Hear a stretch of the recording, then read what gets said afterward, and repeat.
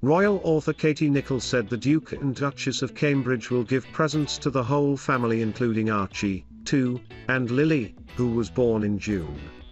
The Duke and Duchess of Sussex are living in California with their 2 children after quitting royal duties last year.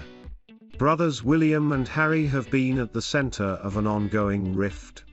Asked if Archie and Lili will receive presents from the Cambridges, Ms. Nicholl told OK! Magazine, "Yes, of course. They give gifts to the whole family, and that includes all of their nieces and nephews. Members of the royal family traditionally join the Queen at her Sandringham estate for Christmas Day. The royals are usually out in force on December 25th for a morning church service. It has not been confirmed what the Sussexes are doing for Christmas this year. Speculation has been high over whether they will return to Britain for the festive period. However, the new Omicron variant of coronavirus could make this less likely. Last month Page 6 reported that Harry and Meghan have no plans to travel to the UK for Christmas. A source told the US media outlet, "There TMS a lot that goes into the logistics and the planning of the family Christmas, so of course, staff know that Harry and Meghan are not coming. If they were, they would have communicated it to their family by now. But this is Her Majesty TM's first Christmas without her husband, so one would have hoped they would want to be with her." Royal fans will be hoping to catch a glimpse of Prince George, Princess Charlotte and maybe even Prince Louis on Christmas Day. George and Charlotte stepped out with William and Kate for church in 2019. Last year, the traditional outing in the morning on Christmas Day did not take place due to the COVID pandemic. Huge crowds of well-wishers usually gather at St Mary Magdalene Church in Sandringham to see the royals. This year is the Queen's first Christmas without her beloved husband Prince Philip. The monarch, 95, has been on doctor's orders to rest after spending a night in hospital in October. Duchess of Cambridge will give the speech at the event hosted by the Forward Trust to launch its Taking Action on Addiction campaign. Kate's latest engagement comes after it emerged Prince Harry and Meghan Markle have become impact partners and investors at sustainable investing firm Ethic.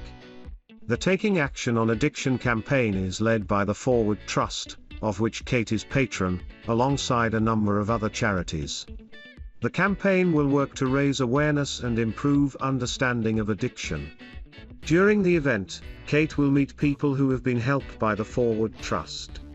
Her speech will highlight the importance of tackling misinformation and misunderstanding surrounding addiction and its roots in early childhood experiences.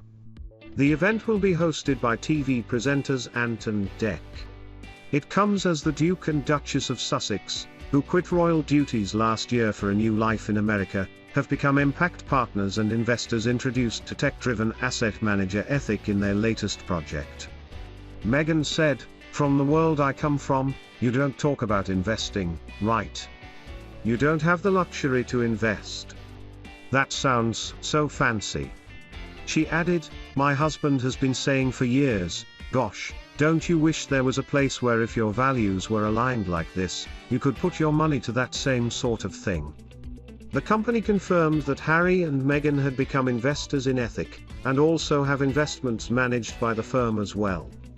Ethic screens businesses and sectors based on social responsibility criteria, including racial justice, climate and work issues. The Sussexes hope their involvement will encourage young people to be conscious of the sustainability of their own investments. Harry said, "You already have the younger generation voting with their dollars and their pounds, you know, all over the world when it comes to brands they select and choose from." The couple's actual website highlighted their latest business venture, linking to the New York Times story which featured the headline "Harry and Meghan Get Into Finance." But Harry and Meghan acknowledged that not everyone could afford to invest money. A post on their website said, "When we invest in each other we change the world. Be it through the investment of time, as with mentoring, investment in community, as with volunteering, or the investment of funds, for those who have the means to, our choices of how and where we put our energy define us as a global community." Ethic, which was founded in 2015, has $1.3 billion under management and creates separately managed accounts to invest in social responsibility themes. It aims to empower wealth advisors and investors to create portfolios that align personal values with financial goals. Duke and Duchess of Sussex moved into their California home in 2020 after quitting royal duties months earlier. Harry and Meghan, who previously lived at Frogmore Cottage in Windsor, have a number of high-profile neighbors in the celebrity enclave, including chat show host Oprah Winfrey and actress Gwyneth Paltrow. However, the latest resident to up sticks is Peter Sperling, the son of University of Phoenix founder John Sperling and one of the 400 wealthiest Americans. Mr. Sperling sold his 7-bedroom 13-bathroom Montecito property in April, according to deed documents seen by the Daily Mail. He had been trying to sell the house since 2017 and it went for $19.1 million, 13.8 meters, after being originally listed for an eye-watering $26.75 million, 19.3 meters. The property was reportedly bought by a trust whose trustee is financial analyst and LA lawyer Robert Gibson, managing partner of Gibson Hoffman and Pansion. Mr. Gibson could be Harry and Meghan's neighbor, or he may be a trustee for a client. Mr. Sperling also reportedly sold another mansion in the area for $16.3 million, 11.8 meters, in February. His sales come after actor Rob Lowe offloaded his home in Montecito in September 2020. Harry and Meghan moved into their Santa Barbara mansion in July 2020. Speaking at the time, a spokesman for the pair said, "The Duke and Duchess of Sussex moved into their family home in July of this year. They have settled into the quiet privacy of their community since their arrival and hope that this will be respected for their neighbors, as well as for them as a family." The property has 9 bedrooms, a games room, home theater, spa facilities, an elevator, gym, swimming pool and tennis court. Alongside the 14,500 square foot main home, there is a 2-bedroom guest house on the 7-acre site. Harry and Meghan have given fans glimpses of their property with pictures and videos they have released. The Sussexes ended royal duties for new lives of personal and financial freedom across the pond. It was later announced they would quit as working members of the royal family. The couple have signed lucrative deals with Netflix and Spotify as they launch new careers in the US. Jason Knauf, the Duchess of Sussex TMS ex-head of communications, said in a statement that she did cooperate with the authors of megxit book Finding Freedom. This would fly in the face of the numerous denials by the Sussex camp, who insist that the novel was unauthorized. Yesterday, the Court of Appeal heard that the 40-year-old TMS account was materially false and raises questions about her credibility. Mr. Knauf was Prince Harry TMS Communications Secretary for 4 years and then Meghan TMS following their marriage. It has since emerged that he reported bullying allegations against Meghan by palace staff. Meghan has always strenuously denied the claims and said they were part of a smear campaign against her. Lawyers for the Mail on Sunday are hoping to use his statement to overturn an early ruling by the High Court which decided that publishing letters the Duchess sent to her father breached her privacy. Further evidence was submitted to the hearing claimed that Thomas Markle, 77, sent Meghan several affectionate texts after he could not make the couple TMS wedding in May 2018 due to a heart attack. These contradict a picture painted by a People magazine article in February 2019 that her father was uncaring, it was claimed. It was based on the comments of 5 of Meghan TMS friends, who she says spoke to the magazine without her knowledge.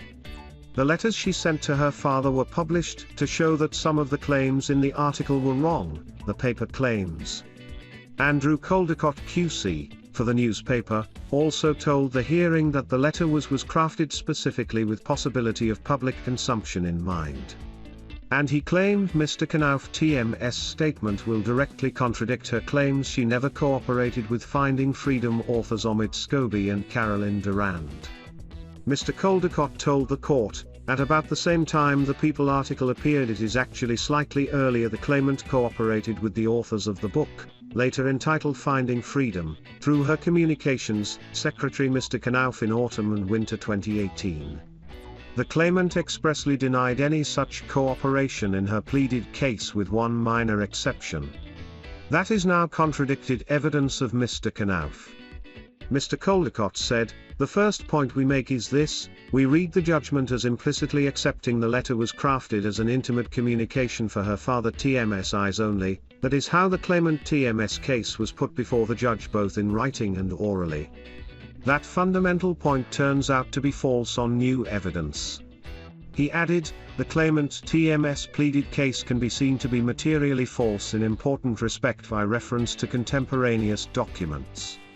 And he said this raises questions about her credibility. Meghan is opposing Mr. Knauf TM's statement being introduced and is opposing the appeal.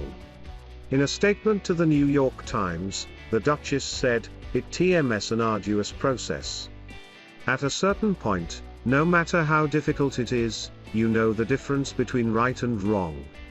You must stand up for what TM's right and that TM's what I TM doing." Mr. Knauf was Harry TM's communications secretary for 4 years from February 2015, and Meghan TM's following the pair TM's marriage.